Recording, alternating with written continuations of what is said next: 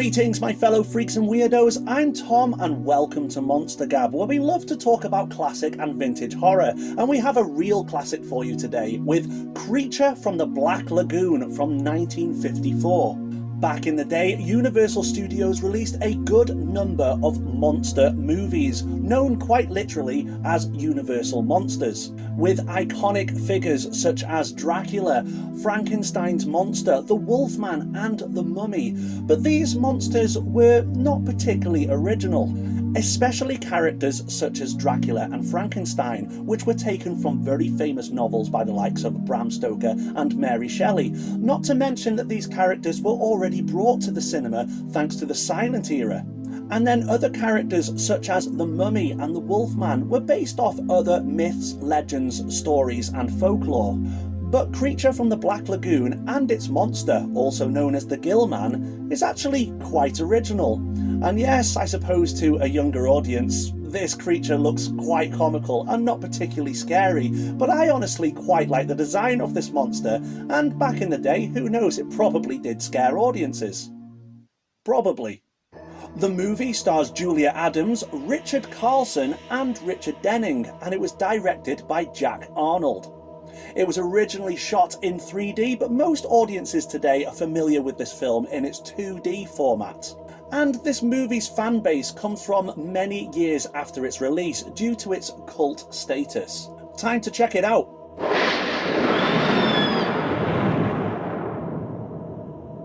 So here is the synopsis then. A group of scientists embark on an expedition along the Amazon River to find the remains of a recently discovered prehistoric fossil belonging to an unknown species, only to find that this particular species is still alive and lives within the depths of a black lagoon. Half man, half fish, this amphibious creature, nicknamed the Gill Man, is a predator with incredible strength and a killer instinct, yet has become infatuated with one of the scientist's beautiful female assistants, Kay, played by Julia Adams. Tormenting the rest of the group in order to kidnap his prize, the creature too is also at risk of being captured as part of a new discovery. But who will take who first? The creature may be outnumbered, but by no means outmatched, and the rest of the group are in for a bumpy ride. Let's talk about this movie then, and Creature from the Black Lagoon certainly plays on the Beauty and the Beast scenario, which was very typical of monster movies back in the day. You know what I'm talking about. There'll be some kind of hideous creature or monster or beast that has fallen madly in love with a young beautiful woman and wants to claim her for his own, so he'll kidnap her, a bit like King Kong. The young beautiful woman will have a true love interest who normally plays the part of the hero in these stories and eventually saves the day. But this movie doesn't necessarily follow that format. In fact, the Beauty and the Beast scenario is more of a climax to the film, and the story kind of gradually builds up to it. Therefore, the female character in this story isn't necessarily a damsel in distress, which was quite typical of monster movies back in the day. I actually really enjoy the opening scene to this movie, where after a short narrated introduction, we are taken straight to the Amazon jungle, where expedition leader Dr. Carl Maia, played by Antonio Moreno, discovers a prehistoric fossil shaped like a webbed claw. Only moments later, we see an actual living claw of the same species slowly merging out of the water, unseen by the characters of the movie, and this lets the audience know that the creature is indeed not extinct, just undiscovered. And this brief glimpse of the monster is just a taster, a teaser if you will, of what is yet to come, because we don't actually see the monster in his full glory for almost half an hour into the movie. And while this scene plays out, we can hear harsh sounds of brass instruments playing from the soundtrack, which is a real good build-up. The movie is a visual delight. Traditionally, Universal monster movies looked quite gothic, and this was due to the locations or the surroundings, or just the periods that the stories were based in. Creature from the Black Lagoon is more exotic, especially with its shots of the Amazon River. I also like the boat, also known as the Rita, which takes the characters to their destination along the river. It's a beaten up old fishing barge rather than some clean, shiny new ship. And it looks authentic. It's really pleasing on the eye for any horror fan. Not to mention the captain of this vessel, who is a jolly, sleazy, greasy, stubbly looking man, always smoking a cigar. And then there's the underwater shots, which look absolutely glorious, especially where we see aquatic plant life and fish. The images aren't particularly clear, they're actually quite murky, but that just goes along with the horror aspect. After all, we're not watching a documentary here.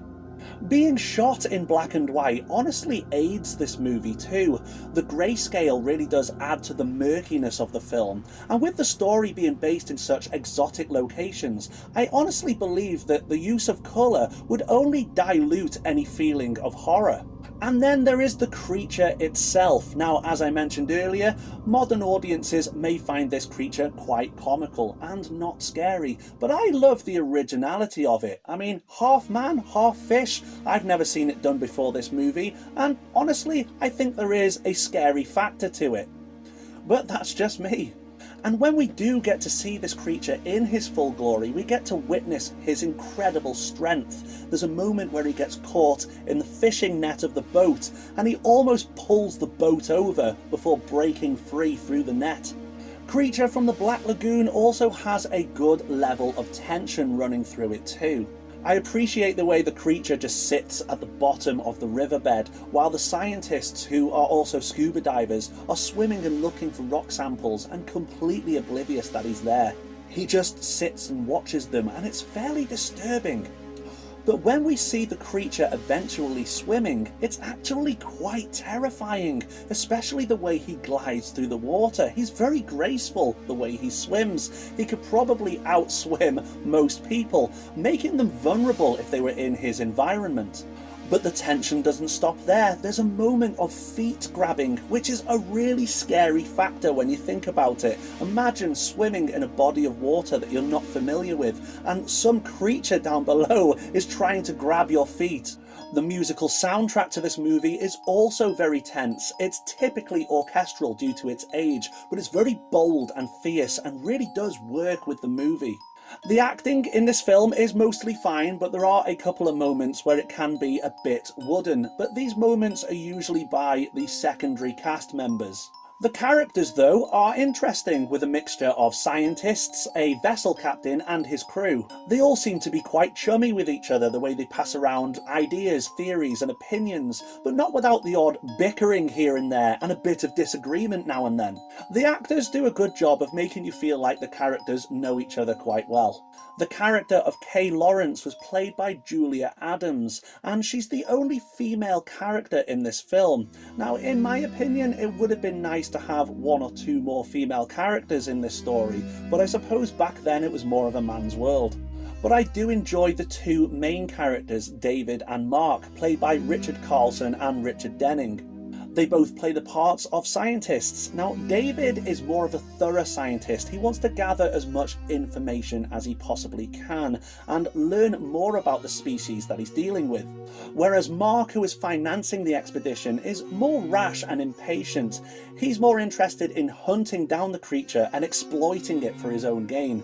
Interestingly enough, there were two costumes for the creature in this movie, and the creature was actually played by two actors. Ben Chapman played the creature on land, and Rico Browning played the creature in the water. Ironically, these two actors actually never met each other during the filming of this movie. Ben Chapman filmed all of his parts in California, whereas Rico Browning filmed all of his parts in Florida. And during the water shots, it was reported that Rico Browning actually held his breath for up to 4 minutes during filming. Unbelievable, or just incredible. Both actors claimed it was really difficult to see through the mask of the costume of the creature, and apparently during filming, one of the actors carrying Julia Adams into a cave accidentally bumped her head on the cave wall. Fortunately, the cave wall was made of foam, and Julia reported that she wasn't knocked out, nor was she hurt during the process. Let's talk about the pros and the cons of this movie then, and I am going to defend the design of this creature and put it in the pro list. I honestly do love the originality of the gill man, half fish, certainly terrifying with immense strength. I also want to add to the pro list the beautiful visuals in this film. I really do think it is beautifully shot, and I really enjoyed the characters too. I don't really have many cons for this film, but one big one that I really do have is there's a particular moment in the film where we see a bat flying towards one of the characters, and it just looks awful. Granted, they were limited to special effects back in the day, but honestly, this moment was pretty unnecessary, and if anything, it just kind of taints the film a little bit. But it only lasts something like 3 seconds, so, it's not a major issue. The only other cons that I have with this movie are the little moments of wooden acting, though there aren't really that many, and the fact that this movie is dominated by a male cast. 1 or 2 more of the characters could have been female, surely. As for recommending this movie, any fans of classic horror or monster movies have surely already seen this film, and if not, you really do need to get onto it. And if you are just getting into classic horror, then I do recommend this film if you want to watch a classic monster movie. So, rating this film out of 10, I'm going to give it a 7.8 out of 10. Seriously guys, if you haven't seen this film already, you do need to check it out.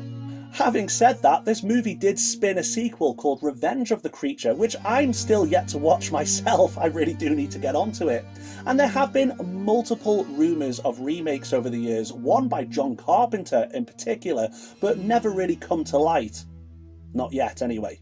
So guys, what do you think? Did you enjoy my review? Did you agree with the things that I've said? Have you seen Creature from the Black Lagoon? And if not, are you willing to watch it now? Please do let me know in the comments section.